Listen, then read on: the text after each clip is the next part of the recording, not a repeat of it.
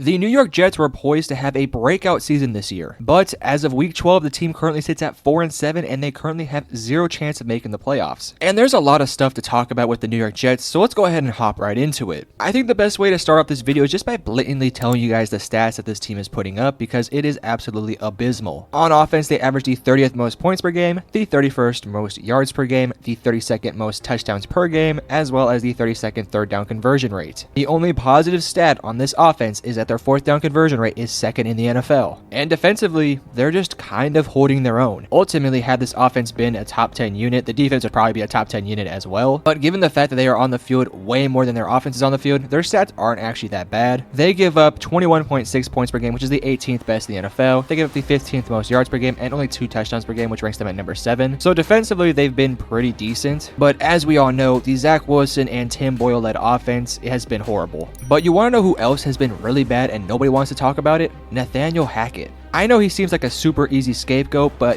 hear me out. When you have a running back duo of Dalvin Cook and Breece Hall, why are you only running the ball 34.82% of the time? For context, that is the 30th lowest in the NFL, despite the fact that they have the 5th highest yards per rush. And I understand that your team is typically in a deficit, but if you just start off with running the football, they'd probably have a lot more success. And they pass the ball the 3rd highest in the NFL with a percentage of 65.18. And you want to know how they perform in those statistics? Absolutely horrible. They have a completion percentage of 59.84%, which is the 2nd lowest in the NFL. They average 4.9 yards per pass, which is the 31st worst in the NFL. And their quarterback sack rate is the 2nd highest in the NFL with an 11.11% quarterback sack rate. So yeah, they pass the ball, but they honestly shouldn't be passing the ball. And you want to know why they shouldn't pass the ball? Their offensive line sucks and their quarterbacks suck. Not to mention, outside of Garrett Wilson, the receiving core is abysmal as well. Now, I'm not going to put this all on Nathaniel Hackett, but I definitely do think he deserves some blame. Also, Robert Saleh deserves some blame as well. I know Robert Saleh is more of a defensive guy, and the defensive side of things has been pretty good, but ultimately Robert Saleh is the leader of this team, and he has to have a better offense for this team to succeed. And because his team has not been successful, I do think he's a little bit on the hot seat right now. Would I personally fire Saleh? Probably not. I think he gives you the best chance to have a successful roster, but I do think everyone on that coaching staff has a little bit of a fiery seat right now. I think all their jobs are safe for next year, but if next year doesn't go very well, I think they're all fired. Now, obviously, we gotta talk about the elephant in the room.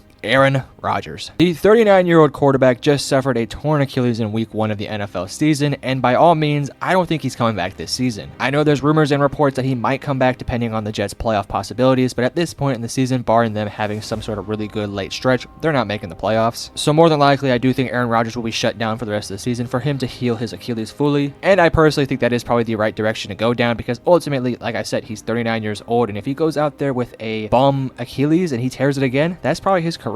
And let's be completely honest about this Jets team. They cannot afford for Aaron Rodgers to miss next year. Because if this guy misses next year and they put everything into Aaron Rodgers being their future quarterback for the next couple of seasons, they're screwed completely. If we look back to Aaron Rodgers' last season with the Green Bay Packers, he had 3,695 yards, 26 touchdowns, and 12 interceptions. And that was obviously with a roster that was not very complete. But in a lot of ways, the New York Jets don't really have a complete lineup either. Their offensive line is not very good, and they don't really have a strong receiving core for Aaron Rodgers to work with. And who's really to blame for the lack of weapons? Probably Aaron Rodgers. He wanted this team to go out there and get Randall Cobb and Allen Lazard. He wanted this team to go out there and get Nathaniel Hackett. The Jets pulled out all the stops to make sure that Aaron Rodgers was in a Jets uniform, and while it worked, it's not working this season. So do I think that Aaron Rodgers can revert back to his MVP status just a couple years ago? Kind of, but also kind of not. At the end of the day, you don't just come back from a torn Achilles and go for 5,000 yards and have this incredible season. Could it happen? Potentially, but right now I just don't think that's very likely, especially if Nathaniel Hackett refuses to run the ball consistently. I think the game plan with Aaron Rodgers when he comes back next year should be to run the ball with Breece Hall and pass the ball when it needs to happen. I don't think Aaron Rodgers should throw the ball 40 times a game in order for them to win games, because if that is the case, they're not going to win a ton of games. Fortunately for them, their defense is obviously really good, and with a decent offense, I think they can be a top 5, top 10 unit. But again, if Aaron Rodgers is not healthy, what's your backup plan? Now, one of their backup plans could potentially be to take a quarterback with their first round pick. With the way their current draft odds are looking, they're more than likely going to end up with a top 10 to top 5 pick. So do you go out there and draft a quarterback in this year's draft class? I would personally say that you can potentially wait off, because I do think a quarterback like a Bo Nix could potentially fall to the 2nd round. Bo Nix is one of those quarterbacks who can go either top 5 or in the 3rd round, and I wouldn't be surprised. Maybe I'm undervaluing Bo Nix a little bit, but you kind of get my point. They could potentially take a quarterback in the 2nd second round. But I think this team has to, and I mean has to, address the offensive line in some way. This is one of the more loaded draft classes we've seen in recent years, and if somehow, some way Joe Alt falls to you with the 8th or 7th or wherever they end up with their draft pick, I think they should take him. He is a massive and strong left tackle, but I also think he could potentially even move into guard or right tackle or really wherever you want him. I think he can fit anywhere. And I think you're talking about a guy who can be a 10-year guy for multiple years, who makes Pro Bowls, All-Pros, so on and so forth.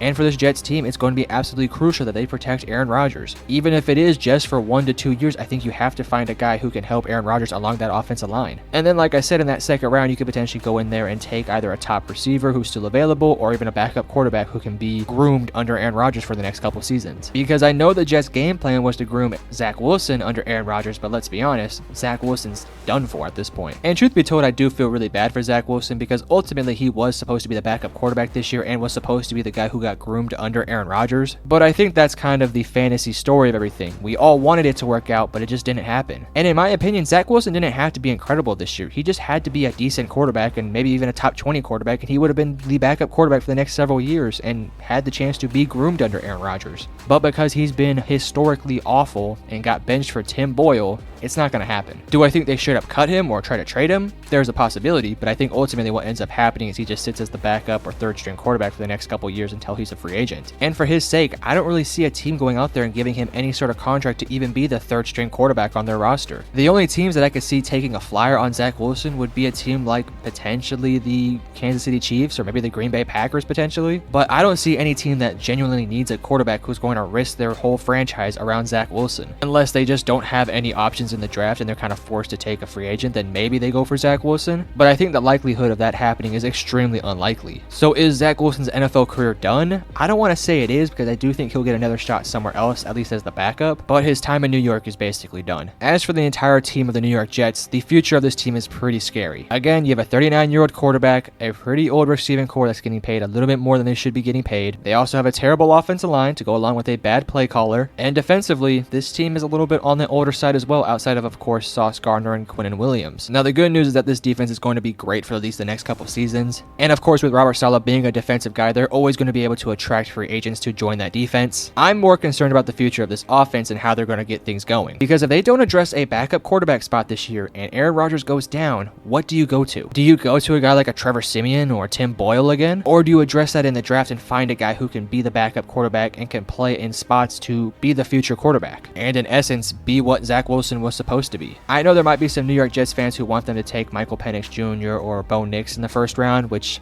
I wouldn't hate that pick, but I think ultimately this team has to address the offensive line. So again, like I said earlier, I think the second round is kind of the sweet spot to finding an underrated quarterback who could sit under Aaron Rodgers for a few years. And ultimately, with their limited cap space they have left, I think you have to address the receiving core. Allen Lazard will be on this team next year, so will Garrett Wilson, and more than likely so will the tight ends. I think if they can find some sort of receiver in free agency to be that receiver too, I think that would be a very smart move. Because quite frankly, as much as I love Garrett Wilson, he has not been playing that great, but I do think he's going to be the receiver one no matter what next year. But I also must bring up this question. Do they potentially go for a Davante Adams? Does Davante Adams potentially go on the trade block this offseason? I know that Las Vegas has somewhat turned it around, but if they potentially do decide to go down a more youthful route, do they potentially move off of a guy like a Davante Adams? And if that does happen, how much is his trade value? Because if I was the New York Jets and I'm going all in on Aaron Rodgers, I might as well go all in on Davante Adams. I think if the Raiders wanted a first round pick, I wouldn't want him, but if they were wanting a second or a third round pick for him, I would definitely be interested. You'd have to make the cap space situation work out, but ultimately, I think he'd be a big ticket prize for this team. You put Davante Adams next to Garrett Wilson, that could be deadly. But getting back to where we were talking about, this New York Jets team is in a bad situation, ultimately.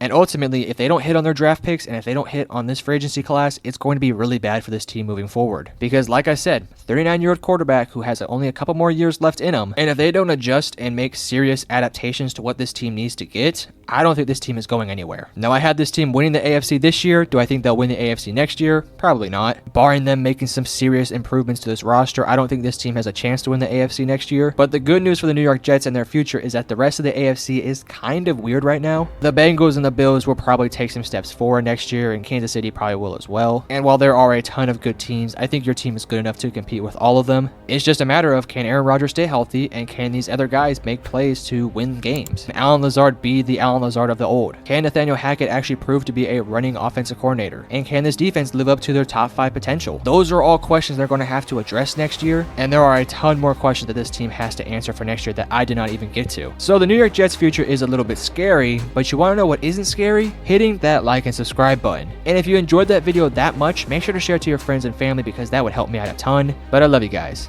Peace.